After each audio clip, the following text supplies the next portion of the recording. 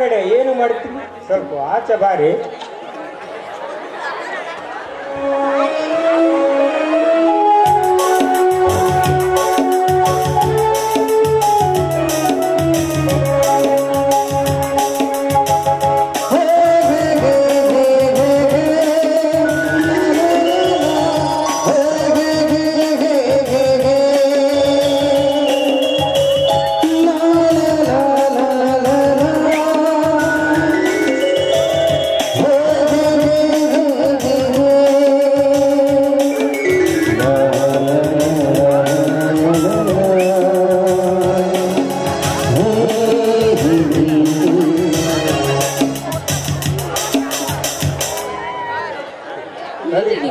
ಒಂದೇ ಸಮನೆ ಬಾಯಿಗೆ ಬಂದಂತೆ ಕರಿತಿದ್ದೀರಲ್ಲ, ಯಾಕೆ ಈ ವಿಷಯ ಅಂತ ಹೇಳಬಾರ್ದೇನು?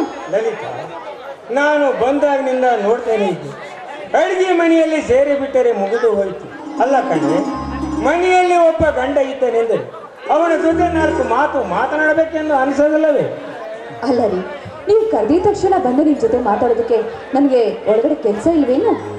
ನಿನಗೆ 3 ಹೊತ್ತು ಕೆಲಸ ಇದ್ದೇ ಇರ್ತದೆ ಲಲಿತಾ. ನಿನಗೆ ಕೆಲಸ ಯಾವಾಗ ತಪ್ಪುತ್ತದೆ ಹೇಳು? ಸರಿ, ಅಲ್ಲ ರೀ, ಮನೆ ಕೆಲಸನ ಬಿಟ್ಟು ನಿಮ್ಮ ಜೊತೆ ಮಾತಾಡ್ದೆ ಕೂತ್ಕೊಂಡ್ರೆ ಹೇಗೆ ಹೇಳಿ? ಇರೋ ಕೆಲಸನಾದರೂ ಮಾಡ್ಬೇಕಲ್ವಾ? ಹಾಂ, ಅಂದಾಗೆ ಕದಿದ ವಿಶ್ವ ಆದ್ರೆ ಏನ್ರಿ? ಆಚೆ ತಿರುಗು ಲಲಿತಾ. ಯಾಕ್ರಿ? ತಿರುಗು ಲಲಿತಾ. ಸರಿ.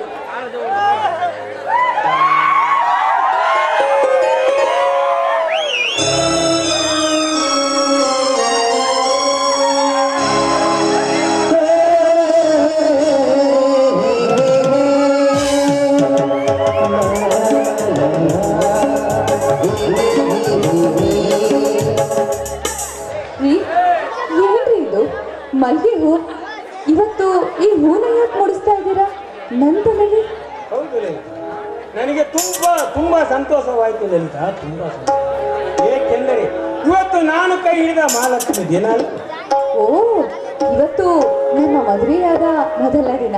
ಹಾ, ಇರ್ಲಿ, ಅದಕ್ಕೆ ಅಂತ ಕಾಣಿಸುತ್ತೆ ಸಾಹೇಬ್ರು ತಮ್ಮಂದಿರನ್ನ ಮನೆಯಿಂದ ಹೊರಗಡೆ ಕಳಿಸಿದ್ದು ಅಲ್ವೇ?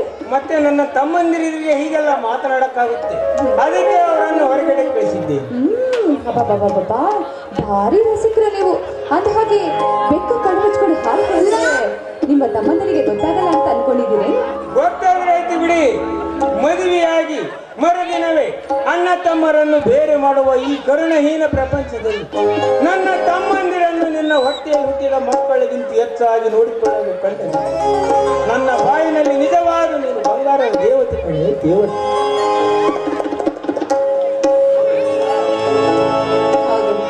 ನಿಜ ಹೇಳ್ಬೇಕಂದ್ರೆ 7 ಜನ್ಮದಲ್ಲಿ ನಿಮ್ಮ ತಗಡನ ಪಡೆಯೋಕೆ ನಾನು ಕೂಡ ಪುಣ್ಯ ಮಾಡಿದ್ದೀನಿ. ಮುಂದೆ ಜನ್ಮ ಅಂತ ಇದ್ರೆ ಮತ್ತೆ ನಾನು ನನ್ನ ಗಂಡನಾಗಿ ನೀನು ಜೀವನದಲ್ಲಿ ಬರಬೇಕು ಅಂತ ಆ ತಾಯಿ ಚಾಮುಂಡೇಶ್ವರಿನಲ್ಲಿ ನಾನು ಬೇಡ್ಕೊಳ್ತೀನಿ. ಸಾರ್ಥಕವಾಯಿತು ಲಲಿತಾ, ನನ್ನ ಜನ್ಮ ಸಾರ್ಥಕವಾಯಿತು. ಬಾಳಿನಲ್ಲಿ ಹೆಂಡತಿಯಾಗಿ ಬರುವಳು 2ನೇ ತಾಯಿ ಎನ್ನುತ್ತಾರೆ. ಏಕೆಂದರೆ ಹೆತ್ತ ತಾಯಿ ತನ್ನ ಮಗನ ಜೊತೆ ಅರ್ಧ ಔಷಧನ ಮಾತ್ರ ಇರುತ್ತಾಳೆ. ಇನ್ನು ಅರ್ಧ ಔಷಧವನ್ನು ನನ್ನ ಮಗ ಚೆನ್ನಾಗಿರಲೆಂದು ಮತ್ತೊಬ್ಬ ತಾಯಿಯನ್ನು ತೆಗೆದುಕೊಂಡು ಬಂದು ನಮ್ಮ ಕೈಯಲ್ಲಿ ಒಪ್ಪಿಸಿ ಹೋಗುತ್ತಾಳೆ. ಅವಳು ಯಾರೂ ಅಲ್ಲ, ಅವಳೇ ನನ್ನ ಬಾಳಿನ ದೇವತೆ ಕಣೆ, ದೇವತೆ. ಪ್ರತಿಯೊಂದು ಹೆಣ್ಣು ಮದುವೆಯಾಗಿ ತನ್ನ ಗಂಡನ ಮನೆಗೆ ಹೋಗಿ ತನ್ನ ಗಂಡನೇ ನನ್ನ ಜೀವನದ ಆಧಾರ ಸ್ತಂಭ, ಅವನೇ ನನ್ನ ಸರ್ವಸ್ವ ಅಂತ ಗಂಡನ ಮನೆಯಲ್ಲಿ ಹೋಗಿ ಬದುಕ್ತಾಳೆ. ಅಷ್ಟೇ ಅಲ್ಲದೆ ಈ ಗಂಡನ ಮನೆಯಲ್ಲಿ ಇರೋರು ಎಲ್ಲರೂ ನನ್ನವರು ಅಂತ ಬಾಳಿ ಬದುಕ್ತಾಳೆ. ಹೀಗಿರ್ಬೇಕಾದ್ರೆ ನನ್ನ ಮೈದಿನರು ನನಗೆ ದೂರವೇನ್ರಿ? ನೋಡಿ, ಯಾವತ್ತಿದ್ರು ಅವರು ನನ್ನ ಮಕ್ಕಳಂತೆ. ಅವ್ರನ್ನ ಪ್ರಾಣಕ್ಕಿಂತ ಹೆಚ್ಚಾಗಿ ನೋಡ್ಕೊಳ್ಬೇಕಾಗಿರೋದು ನನ್ನ ಕರ್ತವ್ಯ ತಾನೆ. ಹಾ, ಅಂದ ಹಾಗೆ ಇನ್ನೊಂದು ವಿಷಯನ ಮತ್ತೆ ನೋಡಿ, 7 ಜನ್ಮದಲ್ಲೂ ನನ್ನ ಗಂಡನಾಗಿ ನೀನು ನನ್ನ ಕೊನೆ ಹೆಸರಿರುವವರೆಗೂ ನೀನು ಜೊತೆ ಇರಬೇಕು ಅಂತ ಆ ತಾಯಿ ಚಾಮುಂಡೇಶ್ವರಿನಲ್ಲಿ ನಾನು ಕೂಡ ಬೇಡ್ಕೊತೀನಿ. ಏನಾಯ್ತು ನಿಮ್ಮ ಕಣ್ಣಿಗೆ? ಬನ್ನಿ ಇಲ್ಲಿ.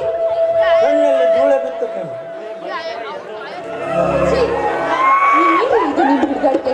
ಹೀಗೆಲ್ಲ ಮಾಡಿದ್ರೆ ನಮ್ಗೆ ತುಂಬಾನೇ ನಾಚಿಕೆ ಆಗುತ್ತೆ. ಅಂದ ಹಾಗೆ ನಿಮ್ಮ ತಮ್ಮಂದಿರು ಬಂದ್ಬಿಡ್ತಾರೆ ನೋಡಿ.